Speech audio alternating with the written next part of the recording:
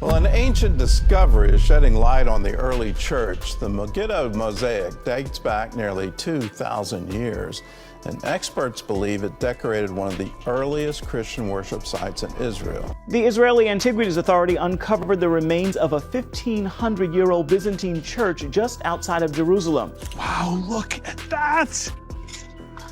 Oh, it's just coming to life. That's unbelievable. My brain is exploding right now. It looks like it was written just a few hours ago. It really does. What if buried beneath centuries of mud and silence, a single inscription, just a few lines of ancient Greek, has resurfaced that might shake the foundations of Christian theology? Not in Rome, not in theory, but in Galilee, where it all began. Archaeologists have just uncovered what some are calling the most important biblical discovery in modern history. A 1,500-year-old Byzantine church hidden near the Sea of Galilee, possibly built over the very hometown of Peter, Andrew, and Philip. Inside, a message frozen in time. A mosaic so pristine it could have been written yesterday, declaring Peter not just an apostle but chief of the apostles, bearer of the keys to the kingdom of heaven. This isn't just history. This is theological dynamite. A divine message encoded in stone that may have just tipped the scales in one of the most contested debates in Christian history. What does it mean, and why is no one talking about it? This changes everything. The discovery. For over a century, theologians, scholars, and pilgrims have debated the whereabouts of a town central to the gospel story, a place called Bethsaida, mentioned multiple times in the New Testament and recognized as the hometown of three apostles, Peter, Andrew, and Philip. John 1:44 states it plainly. Now Philip was from Bethsaida, the city of Andrew and Peter. But where exactly was Bethsaida? That question has lingered like a ghost over biblical scholarship. Theories were many, evidence was sparse, and the debates were often inconclusive. Until now. On the northern shore of the Sea of Galilee, within reach of the waters that once carried the footsteps of Christ, a team of archaeologists led by Professor Mordecai Aviam and Dr. Stephen Notley unearthed the ruins of a Byzantine-era church hidden beneath layers of earth for over 1,400 years.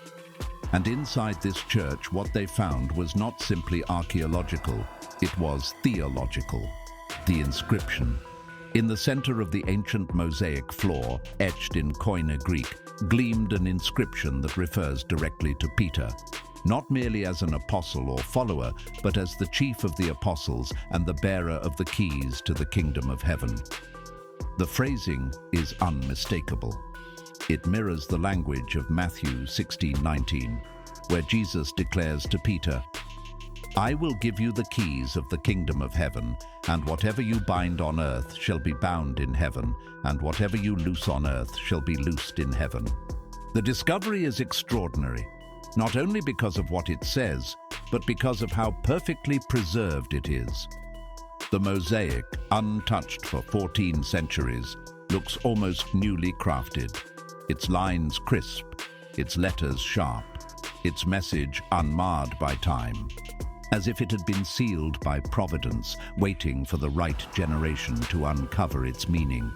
Within an elegant circular frame of tessellated stone, the inscription reads, The whole work of paving the diaconicon with mosaic was done by the zeal of Constantine, servant of Christ, for the chief of the apostles and holder of the keys of the heavenly spheres. Saint Peter, intercede for him and his children. This isn't poetic metaphor. This is precise liturgical and theological language. It doesn't call Peter simply a disciple. It names him Chief of the Apostles, a title implying not equality but authority. And it refers to him as holder of the keys, a phrase echoing Christ's words in Matthew 16:19. The hidden phrase. But the story doesn't end there. The final cleaning began with routine checks. Conservators photographed the floor under normal light. Then the technical team brought in infrared imaging to scan the surface for faint marks. According to the field log, the camera picked up a thin ring of text around the main inscription. It was badly worn, almost invisible to the eye. Under infrared, letters that looked like stains began to separate from the stone. The room went quiet. After multiple passes, the team reconstructed the line. It read, "He said to him, 'Guard my house, for I go to prepare the heavens.'" The words did not match any verse on record. The tone was personal. It sounded like direct speech. Translators worked through the grammar. They noted that the rhythm did not feel like later Greek. It moved like an older speech pattern. Some scholars suggested it could be a local memory that had been translated into Greek for the mosaic. A saying remembered in Galilee, passed down through generations. The structure of the sentence caught everyone's attention. It sounded like an extension of Matthew 16:19, where Jesus gives Peter the keys of the kingdom of heaven. Here, the wording continued that idea with two clear commands: "Guard my house, and I go to prepare the heavens." If the reconstruction is accurate, the first command points to Peter's duty on earth.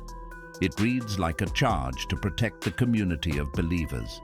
The second clause suggests that Christ prepares the realms above while Peter keeps watch below.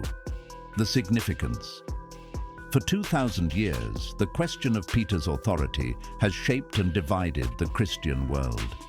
Entire branches of faith were built around how his words and his role were understood. To some, he was the foundation of the church itself, the leader chosen to carry the mission forward. To others, he was one among equals, a symbol of faith rather than command.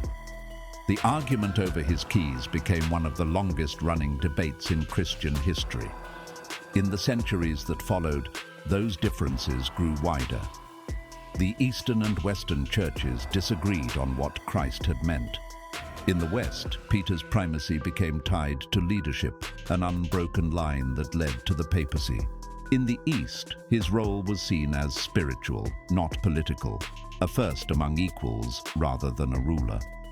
Later, during the Reformation, Protestants read the same verse differently again. They taught that the keys were not the mark of one man's authority, but a shared symbol of faith open to every believer. Yet none of those interpretations could erase what the archaeologists found beneath the soil of Galilee. The inscription at El Araj was not written in Rome or commissioned by emperors. It was laid by local believers, carved into stone centuries before the divisions of the church even existed. And in that time, long before councils, schisms, and reformations, Peter was honored exactly as the Gospels described him: chief of the apostles, bearer of the keys, and guardian of what Christ began. The church's location. The church at El Araj, likely built in the 5th or 6th century, was not placed arbitrarily. Early Christians didn't scatter churches randomly across the landscape. They built intentionally over places they revered, over places they remembered, over places they believed God had moved. We see this pattern throughout the Holy Land. The Church of the Nativity stands in Bethlehem over the cave believed to mark Christ's birth. The Church of the Holy Sepulchre rises in Jerusalem over the traditional site of his crucifixion and resurrection. The Church of the Annunciation in Nazareth commemorates the angel's message to Mary. And now, perhaps Bethsaida, long debated and forgotten, has re-emerged with similar markers of sacred memory. The people who built that church did not have access to modern archaeology, GPS, or carbon dating. What they had was living memory, oral tradition, and a sense of spiritual geography. They knew where to build because the memory of what had happened there had not yet faded. The remains at El Araj confirm that first-century life flourished there. Coins, ceramics, tools, and structures all point to an active, thriving fishing village.